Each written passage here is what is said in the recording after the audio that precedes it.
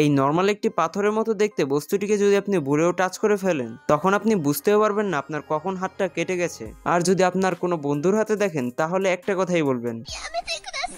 তবে শুনে রাখুন, এটা কোনো নর্মাল পাথর নয়, এটা হচ্ছে অবসিডিয়ান রক। এটা তখনই তৈরি হয় যখন ফুটন্ত লাভা নিচে নামতে নামতে ঠান্ডায় পরিণত হয়, তখন সেই লাভাটি এরকম পাথরের পরিণত হয়। তখন যদি এটি সাইড থেকে ভাঙা হয়, তখন দুনিয়ার সবচেয়ে ধারালো বস্তুটি বের হয়ে আসে।